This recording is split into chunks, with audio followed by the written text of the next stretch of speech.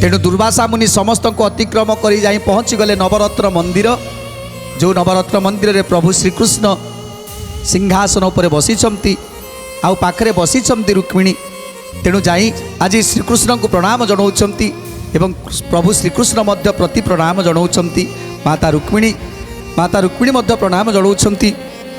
यही समय दुर्वासा ऋषि को आसन पादासन दौछंती प्रभु श्रीकृष्ण। समस्त उपचार को समापन करी एथर ऋषिवर को प्रार्थना करुछंती। आसन परे बसाई बोलंती वचन जय जय महाऋषि विज्ञ तपोधन। जय जय महाऋषि विज्ञ तपोधन।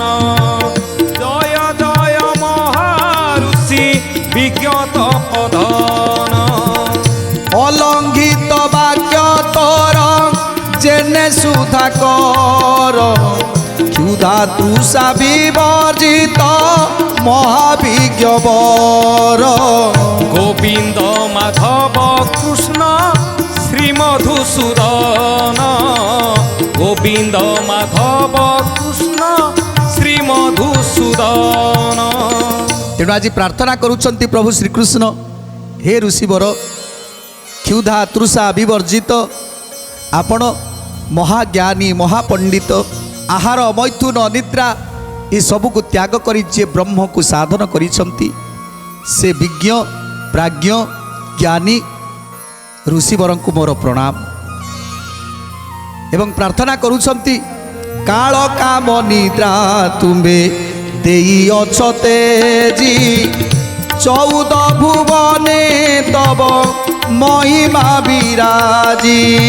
14 भुवने तब महिमा विराजी। 14 भुवने तब महिमा विराजी।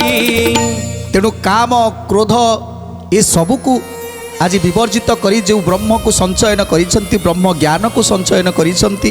तेणु आपणक भली मुनि जेतेबेले ये द्वारका नगर पदार्पण करिसंती सेतेबेले मु धन्य हो जाइछि।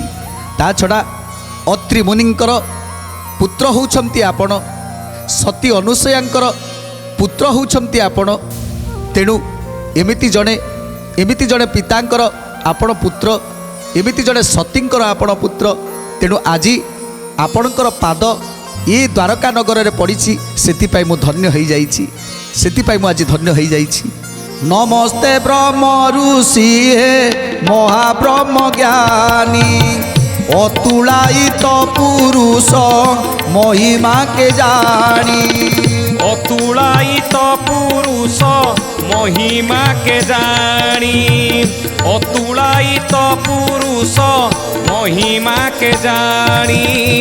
दुर्वासा संतोष हेले श्रीकृष्ण बचने बोइले सुनी माया हे देव जनार्दने। बोइले सुनी माहे देव जनार्दने। बोइले सुनी माहे देव जनार्दने। अशेष कोटि ब्रह्मांडे तुम्बे आदि माता कि अभाव निबि मुई तुम गुण गाथा।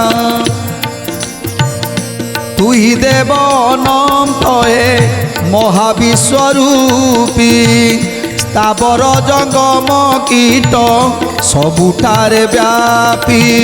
स्थावर जंगम कीट सबुठारे व्यापी। स्थावर जंगम कीट सबुठारे व्यापी।